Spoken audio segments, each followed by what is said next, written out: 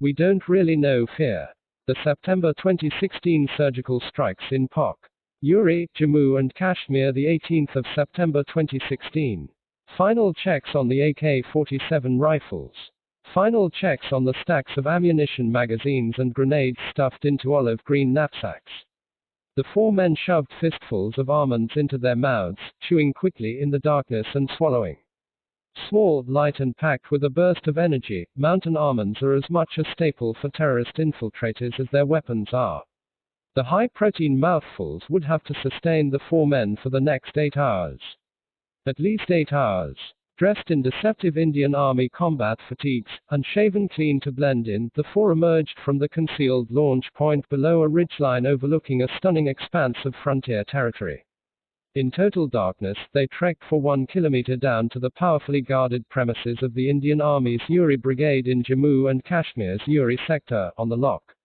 The four men knew their mission was not particularly extraordinary. Indian military facilities had been attacked by Pakistani terrorists before.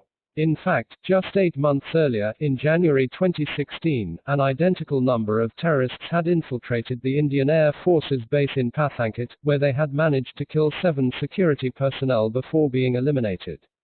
But there was something these men did not know.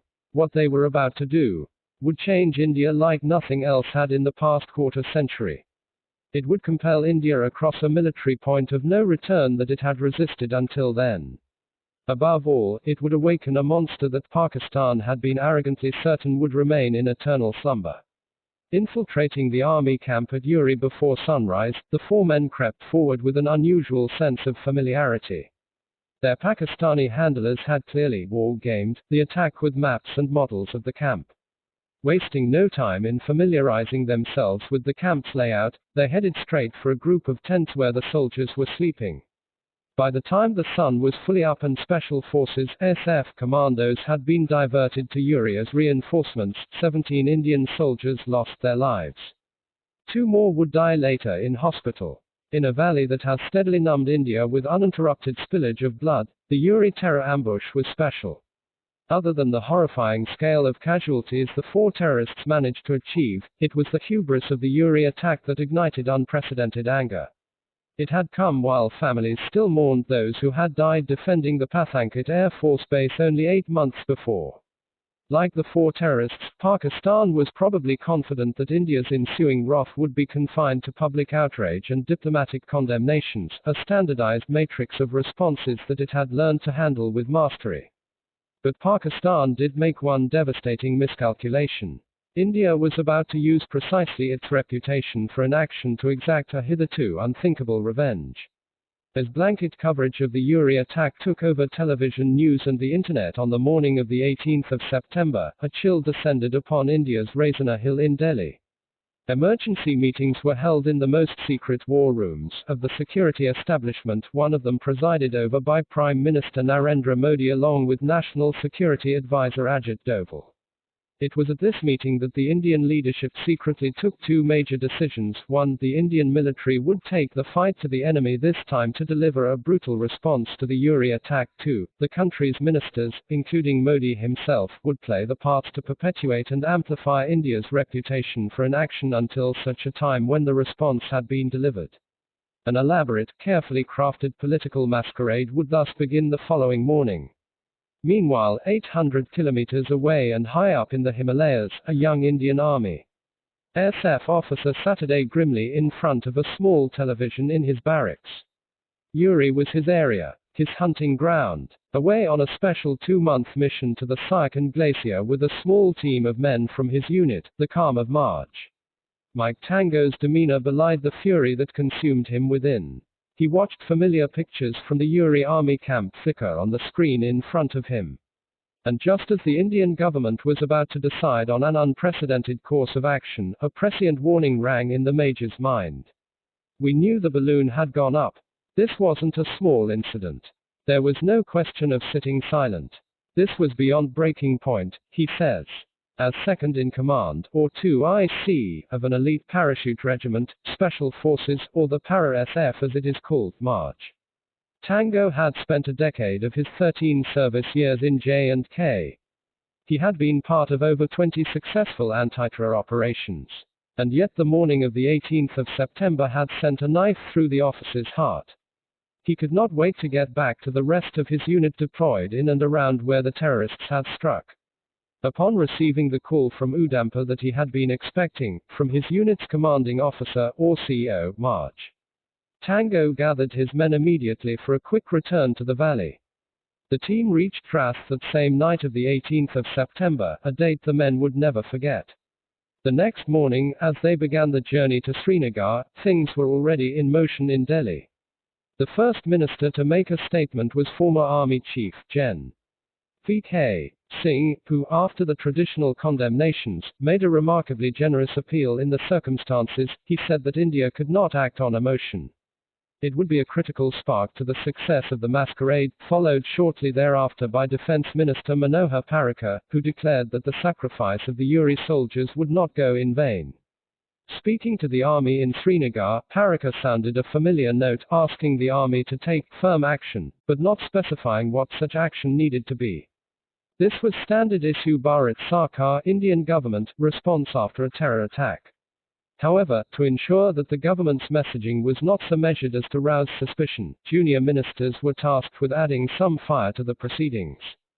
That crucial bit was deftly served up by Manohar Parrikar's junior minister, Subhash Bamre, who declared that the time had come to hit back. Two more top-level meetings took place on the 19th of September, one chaired by Home Minister Rajnath Singh, who had cancelled his visit to Russia, and the other by Prime Minister Modi at the PMO. Army Chief Gen. Dalbir Singh, who had dashed to the Kashmir Valley just hours after the previous day's attack, had been conveyed the government's clear political directive. He arrived in Srinagar with the green signal that the SF had so far only ever dreamt about, permission to plan and execute a retaliatory strike with the government's full backing. Over the next 24 hours, the army would draw up a devastating revenge plan, with options for the government leadership to choose from. The army routinely simulates attacks on enemy territory during combat exercises and as preparation for possible hostilities. But as the COs of the two SF units, one of them being March. Tango's unit, began listing their options, they knew that history was being written then and there. On the 20th of September, just as March. Tango and his team arrived in Srinagar, the Army's Northern Commander, or GOC-in-C of the Udampa headquartered Northern Command, Lieutenant Gen. Deependra Singh Hooda, had in his hands a final list of mission options and was preparing to present them to the government in Delhi through encrypted channels. The options were presented with remarkable detail. We just needed clearance. In the SF, we are war ready at all times. When we are not in operations, we are preparing for them. There's a purpose behind everything we do, March. Tango says. At the Army headquarters in Delhi, the mood was expectedly somber, but focused. Aided by a team that had been galvanized by the attack, Vice Chief of the Army Staff, later Chief Lieutenant Gen. Bipin Rawat was steeped in the planning phase, bringing decades of infantry training to what would be the most decisive operation he would help oversee. What happened on the 18th of September was personal for Lieutenant Gen. Rawat. As a young captain, he had commanded a Gorkha Rifles company in Uri in the early 1980s and had gone on to command a brigade in one of the most restive parts of the Kashmir Valley. He would return years later as a major general to command the Baramulla-based 19 Division. As he focused on the unprecedented plans on his table, Lieutenant Gen. Rawat had no way of knowing that a few months later, his experience in J&K and his crucial role in planning India's response to Uri would be high on the government's mind when it entrusted him with leadership of one of the largest armies in the world. The options were tabulated. The first column bore the name of the location that would be attacked. The second column provided its location represented by distance inside POC from the lock. The third column provided information about the location and the number of terrorists who were likely to be encountered there. The fourth column provided a detailed list of required resources in terms of men, equipment, logistical and backup support. There was one final column. It provided a figure of the number of casualties India could expect for that particular target. Some of the targets listed predicted the possibility of 0 casualties if men and equipment were adequately ramped up. Other options predicted definite casualties, in some cases in double-digit numbers. The options provided were as specific as possible. The government would have to take a decision based on these inputs, which included probable casualty count. We spared no details, says March. Tango. The target list was scrutinized along a top-secret chain of command that numbered barely a handful of people with need-to-know rules applicable throughout. The options were vetted by designated officers from the Intelligence Bureau and the Research and Analysis Wing, before a final recommended brief was presented to the government. Meanwhile, arriving in Srinagar on the morning of the 20th of September, March. Tango went straight to a designated operations room to meet his CO, who had arrived after spending the previous day in Uri with his men. "Chot, serious matter hai," the colonel told March. Tango. The two men could cut to the chase like they always had. A decade ago, Major Tango's CO had been team leader to a young, recently commissioned Mike as troop commander. Now, as to IC, March. Tango would march into hell if his CO ordered him to. The colonel had never hesitated before when speaking to Mike. But that morning, there was a clear trace of hesitation. And with good reason. Orders had just arrived posting March. Tango out from the Kashmir Valley and to a course in a different part of the country. While his departure was scheduled for a whole month later, Army units regard such situations jokingly as posted out, not interested, or PONI. Simply put, the sense is that once officers have received their next posting, they might not really have their heart in the current one any longer. For March. Tango, that morning in Srinagar, there was no PONI, and no dilemma. I was given the option to either stay back and monitor the operation or lead the operation and go in. It didn't take me a moment to decide, March. Tango recalls. March. Tango knew that the mission afoot was an operation all SF men dreamed of. The officer also knew there was no real option. His CO needed his best men in the lead. As the two men smoked, March. Tango reached out. "Sir, AAP tension mine lag rahi ho. Sir, you look worried. How can you be in a dilemma, sir? Just give me the order." No hesitation, March. Tango said to his CO, his voice confident and unwavering. "Cheese ki lier SF join ki yata wo morka abaya higher AAP option de rahi ho, the reason for which I joined the SF. That opportunity has now arrived, and you are giving me options, March." Tango smiled. 20 minutes later, March. Tango and his 19 men bundled into squad vehicles to begin the 70-kilometer dash to Baramulla. By midnight on the 20th of September, March. Tango's team arrived at a post on the lock in the Uri sector. The plans were so secret that even the teams tasked with executing the attack were not in the loop. The COs of the two para-SF units had simply informed the teams to head to locations on the lock in Uri, Kupwara and Rajuri sectors and await further orders. They were instructed to be on 12-hour notice to begin moving. March. Tango and his warriors moved on foot. Being airlifted by chopper to the lock post was out of the question. Apart from dangers posed by flying so close to Pakistan Army positions, the echo effect in the mountains would infinitely amplify the unsubtle whirring of helicopter blades. Morale was high that night of the 20th of September as the soldiers crept up to the lock. Their furtive arrival was an unmissable sign that offensive action was afoot. The SF are never deployed for defense. Their principal task is to attack and destroy. But remaining hidden would be an enormous challenge. When SF men get close to the lock, alarm bells ring on the other side, says March. Tango. No matter how much you try to mask your arrival, there's something about SF soldiers. They just know. Like March. Tango's team at Uri, two more para-SF teams had been deployed, one in the Poonch area north of Jammu, and another at a post on the lock in Kupwara in North Kashmir, each with a single launch pad to attack inside POC. At these three locations, the warriors hunkered down and awaited their orders. The weather at the lock was mild and temperate in September, but would change only a few weeks later. The terrain, on the other hand, never changed, mountainous, undulating and hostile in every possible natural way, features that added immeasurably to the uninterrupted danger afforded by eyeball-to-eyeball perches of Indian and Pakistani border posts. The weather, at any rate, was the only thing that was mild. The morale boost that came with the SF reinforcements had done nothing to blunt the fury that pervaded army ranks after the Uri attack. In fact, the army had decided to use soldiers from the units that had suffered losses in the Uri attack for the elaborate revenge mission.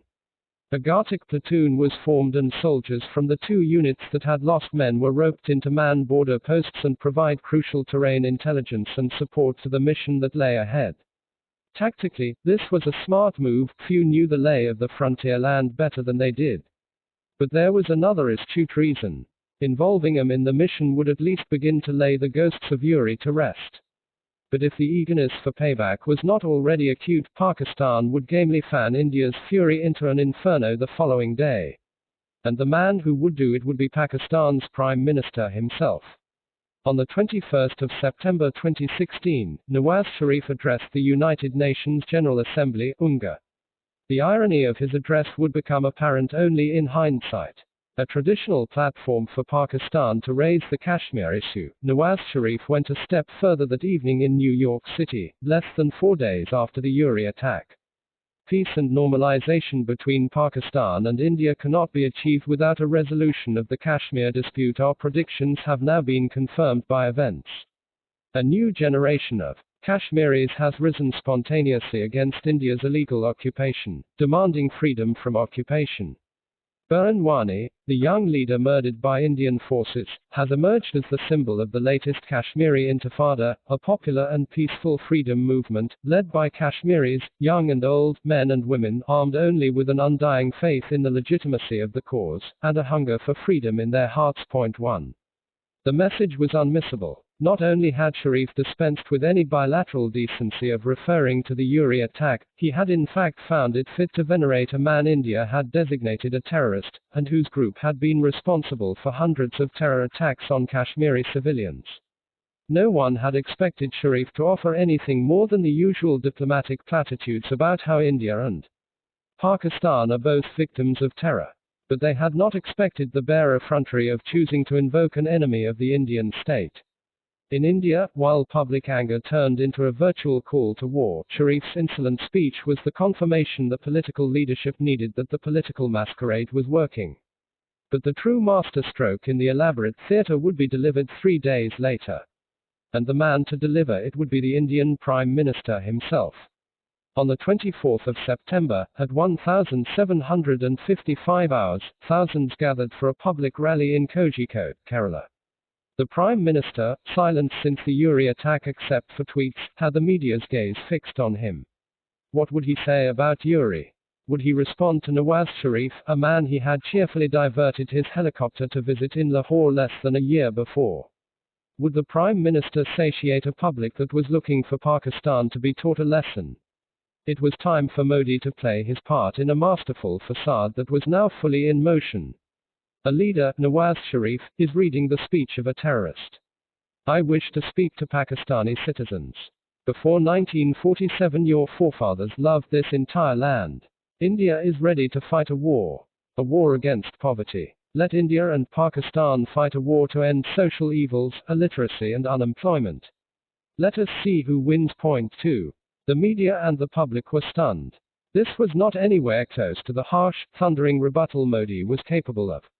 It provided not even the visceral satisfaction the crowds had come to expect from the Prime Minister when he spoke about or to Pakistan. The call to war on poverty was a feat of cunning that would be the penultimate step in the subterfuge. The messaging was calibrated precisely to accentuate India as a country high on political rhetoric and substantially low on political will. At the lock, Uri, March. Tango and his men were on their 4th day forward deployed. Unused to sitting in wait for long, the SF men were yearning for an order, whatever it was. We were very calm. Since we were so close to Pakistan army posts, we had little or no movement. They may have suspected SF presence on the lock, but being spotted was not an option, says March. Tango. As team leader, March. Tango had chosen every man himself, including the officers and men who would play a supporting role. He was also acutely aware of the fact that the lives of 19 men were, quite literally, in his hands. The SF men waited, conducting brief reconnaissance patrols from the Uri post, but never straying too far. The wait was laced with tension, a numbing irony all commandos are familiar with. There is infinitely more disturbance in calm than in an actual firefight. Once contact is made and bullets begin to fly, that's when calm truly returns. March. Tango and his men had not been informed of the precise targets yet, but the team was by now certain of the nature of the mission they would be embarking on. The men were fully prepared. Each man knew the specific role he would play. Permutations of outcomes were discussed threadbare. The entire operation would be planned based on timing with the other two teams at the other two locations along the lock. Given how terrain changes from south to north, inter-team coordination would prove to be a bit of a magical process. From their post-march, Tango and his men had heard the Prime Minister's speech in Kozhikode. March. Tango was also aware that India's Minister for External Affairs Sushma Swaraj was scheduled to speak at the UNGA 48 hours later. That speech would be the final act of a national deception that had begun 8 days ago, a day after the Uri attack. With signature indignation, Sushma Swaraj appeared to speak directly to Pakistan's Prime Minister. But the tone of her speech had been carefully sculpted to amplify not anger or indignation, but hurt and betrayal. Did we impose any precondition when Prime Minister Modi traveled from Kabul to Lahore? What preconditions? We took the initiative to resolve issues not on the basis of conditions, but on the basis of friendship. We have in fact attempted a paradigm of friendship in the last 2 years which is without precedent. We conveyed Eid greetings to the Prime Minister of Pakistan, wished success to his cricket team, extended good wishes for his health and well-being. Did all this come with preconditions attached? And what did we get in return? Pathankit, Bahadur Ali and Uri. Point 3. March. Tango watched the minister's speech live on the evening of the 26th of September. There had been no warning in the address, no aggression. The chief emotion was disappointment. It would all make sense later, but the diversion was as unobvious to March. Tango as it was to Pakistan. The officer did not know why, but he had an inkling that the team's orders were about to arrive. He was only half right. By midnight on the 26th of September, the warriors received word ordering them to be on standby, and identifying the targets, 2 terror launch pads in the area across from Uri. The 2 other teams were given a single launch pad target each. A total of 4 terror launch pads operated by Pakistan's Inter-Services Intelligence (ISI) and protected by the Pakistan Army had just been selected for doom. The Indian soldiers now needed to find out everything they possibly could about the targets in real time. An operational standby meant they would have nothing more than a few hours to roll out the mission once the final go-ahead was given. And they knew that the go-ahead could come any time. A series of extremely furtive observation missions by March. Tango's team over the next few hours revealed that the 8 Pakistan Army posts overlooking the Uri post were not in an aggressive or overly defensive posture. The guard was far from down, but it was clear that they had loosened up and were distinctly unaware of what was about to come their way. The team knew that, for all the intelligence they were armed with, nothing could be quite as reliable as human intelligence on the ground in enemy territory. Through a series of masked communications over mobile, March. Tango's men contacted 4 assets, 2 local villages in Pak and 2 Pakistani nationals operating in the area, both moles in the dreaded Jaish-e-Mohammed terror group, men who had been turned by Indian agencies a few years before. All 4 assets separately confirmed the target information that was placed before them. In terms of intelligence, there was nothing further for the team to do on this side of the lock. Apart from the final preparations and reconnaissance missions from the Indian side, the men checked their weapons and equipment. March. Tango would be armed with his M4A1 5.56mm carbine, the rest of the assault team with a mix of M4A1s and standard-issue Israeli Tavor TAR-21 assault rifles, Instalazer C-90 disposable grenade launchers and Galil sniper rifles. Batteries on night vision equipment were checked and other devices were charged too. As the hours went by and it was clear that a final go-ahead was about to come, March. Tango's chief worry bubbled to the surface. As team leader, my concern was to get all my men out safely. I had chosen the best men for the job. But the one thing bothering me was the induction, the return. That's where I knew I could lose guys, March. Tango recalls. This was no small worry. The induction process that trek down a steep ridgeline into POC would actually be the simplest part of the operation. Even the actual attack was not something that flustered the commandos. It was the return, an uphill trek to the lock, that was the truly daunting part. The backs would be facing a blaze of fire from Pakistan Army posts, belatedly roused from the slumber. And the dominant position held by the posts would make the escaping warriors easy targets to spot and kill. March. Tango knew it was impossible to overthink the induction phase. And so, during those crucial hours, he rummaged through every bit of SF training he had had to see if there was a tactic or stratagem he could employ to better ensure that every one of his men got out alive. Or even better, not badly injured. Of all the uncertainties that faced him in the darkness that loomed over them from the mountain range, March. Tango knew the escape phase could be the true enemy. The 2 terror launch pads identified as targets for March. Tango's team were well inside POC and roughly 500 meters away from each other. Each launch pad is really a transit staging area for terrorist infiltrators before they are sent across the lock. Both launch pads were close to Pakistan Army posts for logistical and administrative purposes. ISI handlers would often visit these launch pads before infiltration attempts. March. Tango made a final call to his CO in Srinagar before ordering his team to turn off their radios. The men would now maintain total radio silence until they returned from the operation, with only the most fleeting data transmissions on their handheld satellite equipment. Shortly before noon on the 27th of September, the 3 assault teams received their final go-ahead to attack the 4 terror launch pads. 7 days after they had taken position on the lock, they had finally been cleared to go into POC. The mission brief was uncomplicated.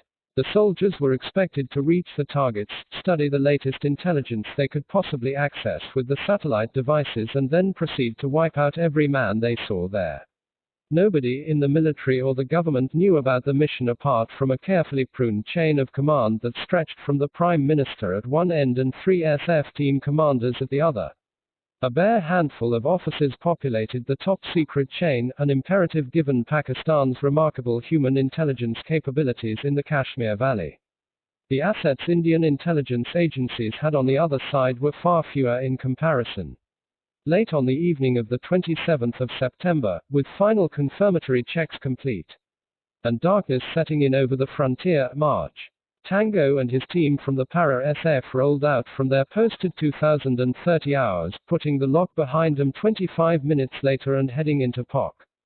They then began a 4-hour trek downhill into one of the most dangerous places in the subcontinent. This was meant to be total surprise action. And it was. But as we neared our targets, the Pakistan Army posts began firing illumination rounds to light up the area, as they normally do. This was a huge risk as we were inducting just then, March. Tango recalls. If they even smelt us, we would have a fight on our hands. And their positions meant they could dominate us. Then, just as suddenly as the illumination bursts had begun, they died down. March. Tango took no chances, ordering his men to stay down, and waiting nearly 20 minutes before moving forward. A kilometer from the targets, March. Tango split his team into 2, 1 for each target. 9 of the warriors followed the major as they made their way in darkness towards the designated launch pad target. Approximately 200 meters from the launch pad, March. Tango's team came to an abrupt stop. The men dropped down flat on the bellies, because the sound they heard from up ahead was the last thing they were hoping for, gunfire. Out in front with his night vision goggles, March. Tango quickly deduced that the firing emanating from the launch pad was speculative. It came in short, uncertain bursts rather than with the searing sureness of a targeted bullet hail. This was good news, because it meant that the Indian warriors had not been spotted. It was bad news too in a way, because it also implied that the terrorists suddenly had the guard up and may have been alerted that something was afoot.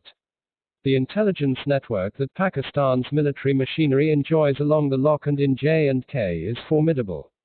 It was not beyond the realm of possibility that the news of the arrival of Indian soldiers had been shared with the Pakistan Army posts as a belated input, even as the final approach was in flow. It was this possibility that made March. Tango pause. He knew that an enormously difficult decision needed to be made quickly, whether he would order the assault right then or wait. March. Tango craned his neck slowly, looking back towards the men behind him. He didn't need reminding that each of their lives was in his hands. Through the darkness, they looked straight back at him, waiting for the order. Crawling backwards on his elbows, March. Tango retreated a few meters to where his team lay in wait, informing him of his decision in the lowest, most hushed tone he had ever employed. He and his men would seek out a safe, hidden position in the area and hunker down through the night and the following day. March. Tango knew it was an enormous risk remaining in such hostile territory after sunrise. But the potential value of having a chance to visually study the targets before the final assault was difficult to ignore. There was no question of sleep. March. Tango and his men retreated on their elbows about 200 meters in the darkness, finding a rocky crevasse wreathed by a thick clump of trees. They regrouped and waited for sunrise, a pair of lookouts keeping their night vision-assisted gaze fixed in the direction of the terror launch pads. The next 24 hours would be perilous in the extreme. With the cover of darkness gone, March. Tango and his men would need to do all they had to with only a bare fraction of the freedom that night afforded them. Switching on the sole satellite kit among them, March. Tango tapped on the touchscreen to first transmit his decision to his CO in Srinagar, and then to download two crucial bits of data: 1. A set of coded text messages from Srinagar with updated intelligence; 2. A pair of photographs of the area taken by an Indian Air Force Heron surveillance drone flying near the lock. Both sets of data confirmed that there was no major change in the situation, nor any reason to alter the plans. If the presence had been detected by the Pakistan Army posts or those manning the terror launch pads, the satellite data would have likely had indicators that the game was about to be up. The data was useful, and a confirmation to proceed with the assault that night. But in those daylight hours, the team hadn't managed to visually study the targets firsthand. It had been deemed simply too risky to the mission to send out reconnaissance teams in daylight. March. Tango made one last transmission to his CO before powering off his satellite kit. The operation would be carried out late that night. In Delhi that evening of the 28th of September, the Indian Coast Guard Commanders' Conference was getting set to host its annual dinner. But its top invitees, Defense Minister Manohar Parrikar, National Security Advisor Ajit Doval and Army Chief Gen. Dalbir Singh, excused themselves from the event. The three would meet instead at the Military Operations Room on the first floor of Army Headquarters in South Block, for one final look at the historic mission that was about to commence. The media hadn't a whiff of what was afoot. The full focus was on India's diplomatic response to the Uri attack. As India publicly rallied support at the SAARC summit, reports emerged that U.S. Secretary of State John Kerry had spoken to his Indian counterpart Sushma Swaraj twice over the phone with a request that India not escalate tensions. In Delhi's upscale Gagan suburb, a scheduled concert by Pakistani singer Atif Aslam was cancelled following advice from the administration citing sentiments of armed forces, soldiers at the frontier. The carefully crafted mess of diplomatic, public and political indignation was the ultimate ruse. At midnight, less than 1,000 kilometers away from India's capital, March. Tango and his men had emerged in the darkness from the temporary hideout, returning to their final positions from the previous night. That March. Tango ordered his men to lie low and remain motionless until he gave the final word. Stilling the sound of his breathing, the Major peered through his night vision goggles at the terror launch pad that lay literally a stone's throw away from where he and his men lay on the bellies, their weapons primed and ready. The speculative firing continued for many minutes, echoing through the valley. Then, finally, it stopped. March. Tango once again told his men not to move. He needed to be absolutely sure that the terrorists were not waiting in ambush. If they were, this mission would end before it had even begun. The men in March. Tango's team were India's finest SF commandos. But even they could not face a terror ambush backed by dominant firing posts that could pour uninterrupted hell on them from positions of advantage. A few minutes after the firing had stopped, March. Tango ordered his men to spread out into two squads and follow him as he crept forward. 50 meters from the launch pad, March. Tango summoned his buddy to crawl forward towards him. He then pointed directly to the open space in front of a forested outcrop that made up the launch pad itself. The silhouettes clearly visible in the green glow of their night vision devices, they identified 2 terrorists who stood guard at the spot.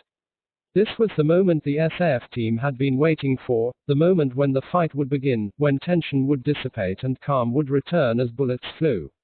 From a distance of 50 meters, March. Tango opened fire at the 2 terrorists, dropping them instantly. The officer then whispered urgently to the squads behind him to move towards the forest launch pad and attack the other terrorists who were certain to be there. Before they entered the forest, 2 commandos opened heavy fire from their hiding places directly at the launch pad, allowing the assault team to move in unchallenged. The men now sprinted in a crouch towards the hideout, immediately opening a blaze of fire as they reached. Nearly every bullet fired found a target. The open area cleared by his initial attack, March. Tango now sped towards the forest hideout to join his men. As he reached the spot, he noticed 2 terrorists moving through the jungle in an attempt to attack the Indian warriors from behind.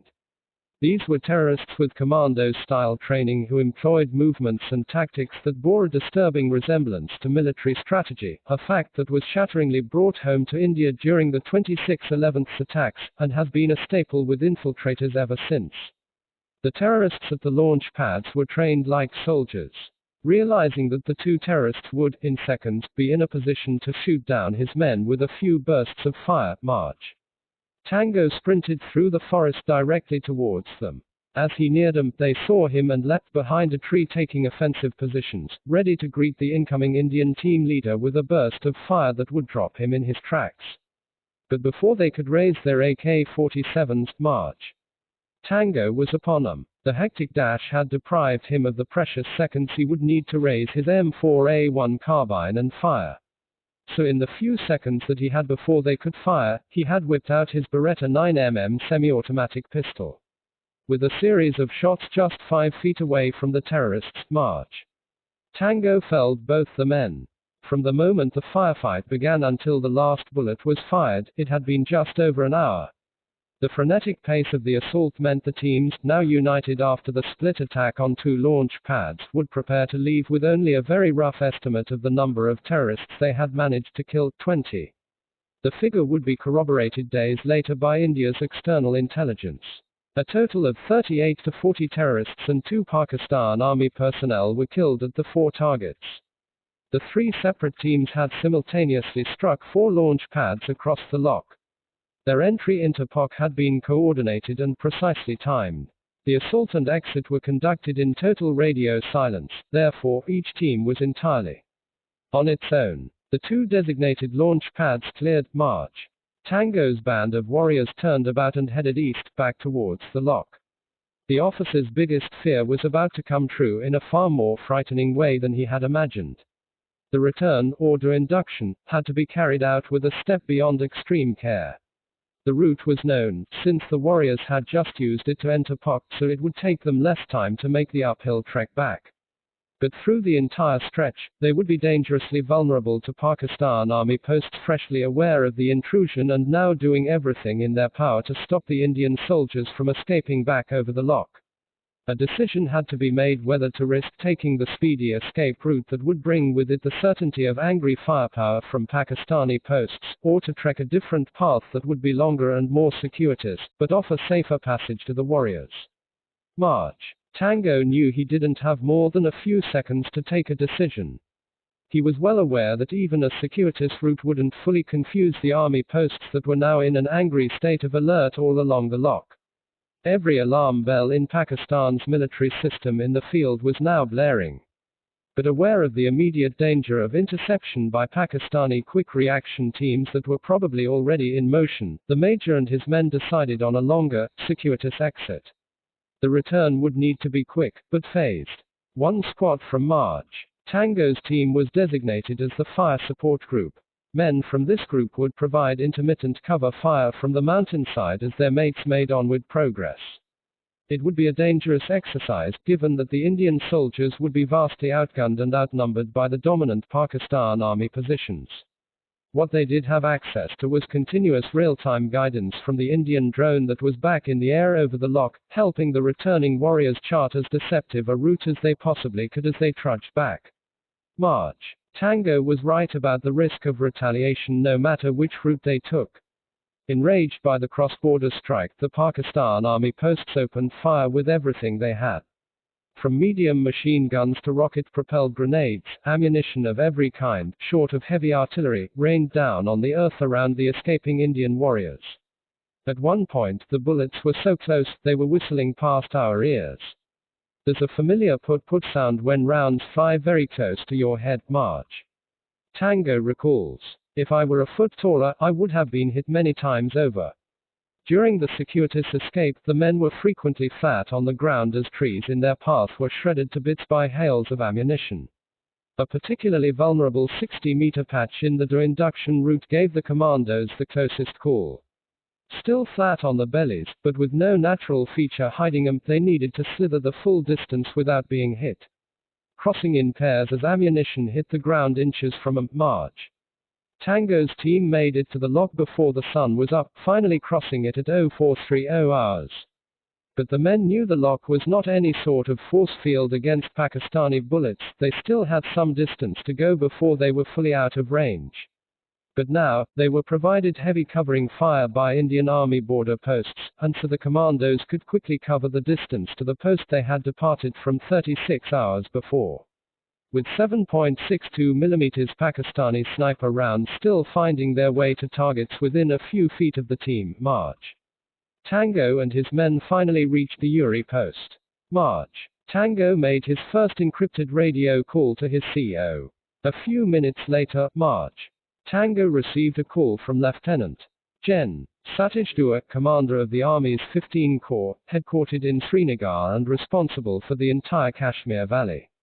Lieutenant Gen. Dua, himself a counterterrorism specialist, kept the call brief, merely informing March. Tango that a chopper would soon be on its way to get him. Lieutenant Gen. Dua had been crushed by the Uri attack. As the man who oversaw all operations in the valley, the ambush had taken place on his watch. If there was one senior officer who could not wait to get even, it was he. In Delhi, Prime Minister Modi and the national security leadership was informed of the mission's success. A second act of making history would ensue shortly thereafter. Meanwhile in Uri, as March. Tango waited, he took a full debrief on the other two strikes. Apart from a landmine blast that injured a commando in one of the other teams during the induction, there were no casualties. Not only had the surgical strikes of 28 to 29 September been the most audacious and dangerous peacetime attacks mounted by Indian forces, they had also been the cleanest. In the table of options provided by the Army to the government leadership, the final list of chosen targets carried a probable casualty number of 1 or 2 for each target.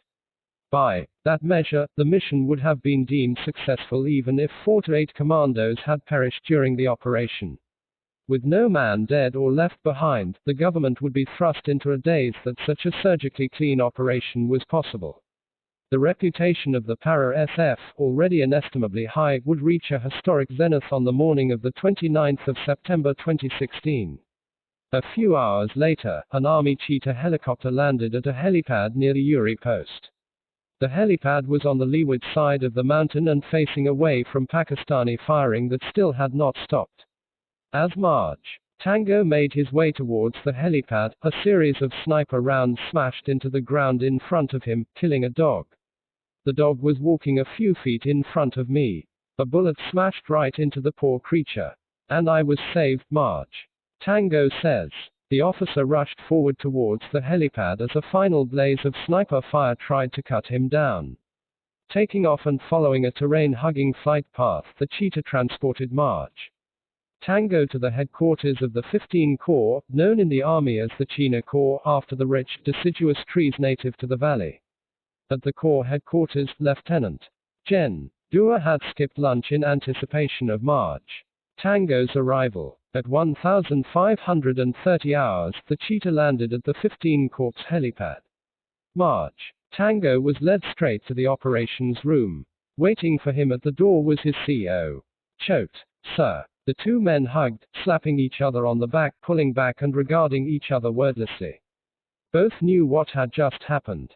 There was no need for small talk. Emerging from within the operations room was the Corps commander, Lieutenant Gen. Dua. The no-nonsense general had a broad smile on his face as he approached the two officers. March. Tango straightened up immediately, saluting the senior officer. As the major and lieutenant general shook hands, a waiter appeared bearing a tray with glasses half filled with the rich amber of Black Label whiskey. Bring the bottle, the general ordered the waiter. These men eat glasses, a fact March. Tango confirms as being true. The waiter disappeared, quickly reappearing with a full bottle of Black Label. Lieutenant Gen. Dua grabbed the bottle, ordered March. Tango to open his mouth and began pouring. Then March. Tango, a full 5 ranks junior to the 3-star officer, returned the favor. It was only after the officers had had a chance to recover from the well-earned whiskey celebration that an operational debrief took place. March. Tango was now the secret centerpiece of the Indian military's modern history. An Army Druv helicopter arrived at the Srinagar Corps headquarters a few hours later, flying him straight to Udhampur, the headquarters of the Army's Northern Command. There he would meet Lieutenant Gen. Deependra Singh Hooda, the officer who vetted the final targeting options before they were presented to the Army headquarters and government. More whiskey followed. March. Tango and his men hadn't eaten for a whole day. In his mind, he remembers thinking, Koi khana dadu. Sara daru pila rahi hain, could we get some food too, please? Everyone's giving us only alcohol. In January 2017, 5 men from the 3 teams were decorated with the Shaurya Chakra, while 13 received Senar medals for gallantry during the assaults. The COs of the 2 para-SF units involved were awarded Yudh Seva medals for the planning and leadership from Srinagar during the operation. March. Tango went on to receive the highest decoration of the lot, a Kirti Chakra. His citation read, by his decisive thinking, professional approach, warrior ethos, exemplary leadership and courage beyond the call of duty, March. Mike Tango ensured the execution of the task flawlessly with clockwork precision and eliminated 4 terrorists in close-quarter combat. Life changed drastically for March. Tango after the surgical strikes. Life has changed completely. It's more restricted now, but I cannot stop being an SF officer. That's who I am, March. Tango says, referring to his inevitable status as a person of interest for Pakistan and the terror groups his men smashed on the intervening night of 28 to 29 September. March. Tango, 35 years old at the time this book was written in 2017, knew from the age of 6 that he wanted to be in the military. He remembers sitting wide-eyed on the edge of his parents' bed at their Mumbai home, watching the 1980s film, Vijeta, in stunned silence. I used to watch the movie once every day for months. I couldn't pull myself away from it. I knew I had to be in the military, March. Tango says, my parents freaked out so much that they taped over the Vijeta tape. Over the next 12 years, Mike Tango's obsession with a future in the military would only intensify. In 2000, he joined the National Defense Academy (NDA) in Pune after failing to crack the test twice. While the Indian Air Force was a teenage Mike's first choice, inspired by his memories of Vijeta, he would have to settle for the army. He was not disappointed. He had just taken his first steps into the military, and that was all that mattered. Over the next few weeks, Mike would be mesmerized by stories from J&K shared with him by a member of his directing staff, an officer from another elite para-SF unit. Mike had already decided that he wanted to be in the infantry, clear in his mind that he would not fit into any other combat arm. And by the time he had finished at the NDA, it would be nothing but the SF.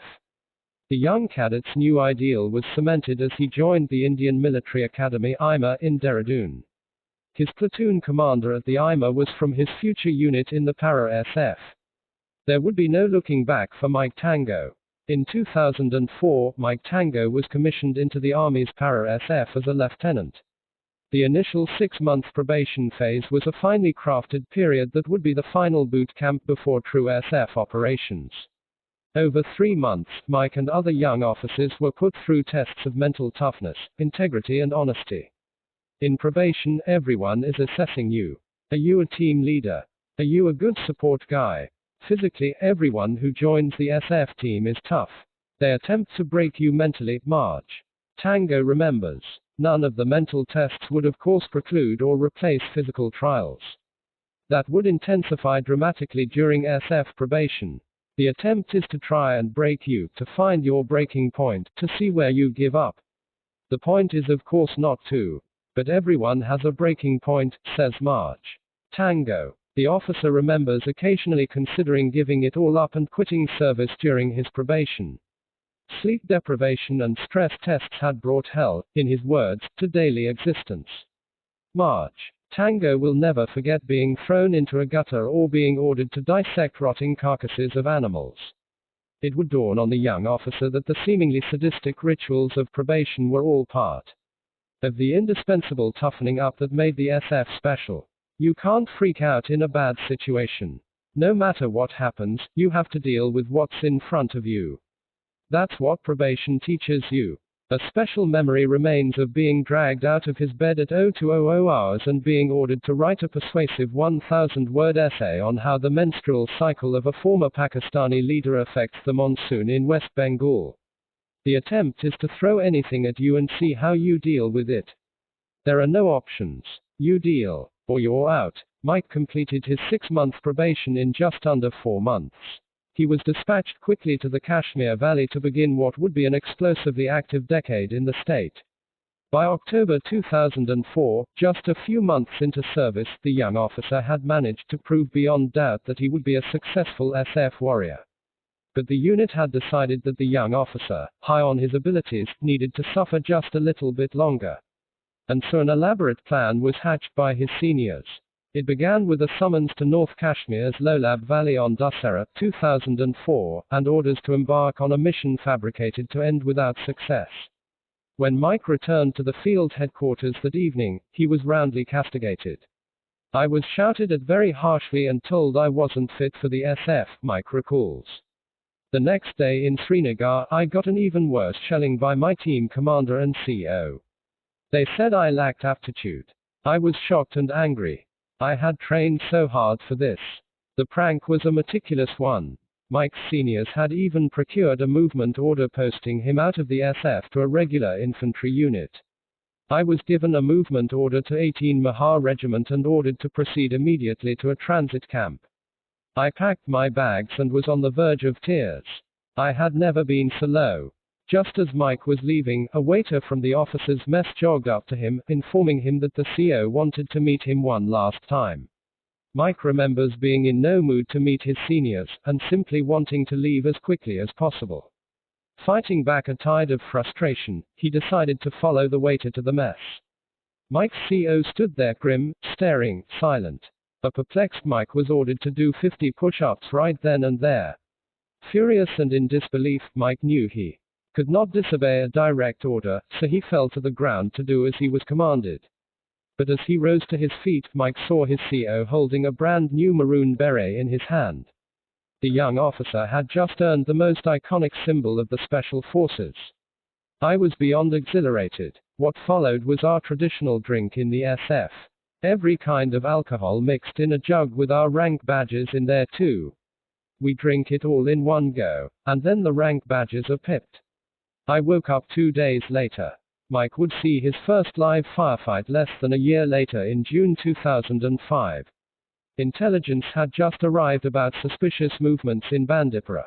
Arriving on the scene with his squad, Lieutenant Tango and his men spotted the 3 suspects, all in burqas. Their masculine voices while speaking on a mobile phone and the chance sighting of an AK-47 between them blew the cover. Mike and his men positioned themselves in a cordon around the suspects. It was the first and the last time my hands shivered before action. It happens only that first time. Never again, Mike recalls. He would go on to raise a covert, pseudo-ops operations team for the Para-SF.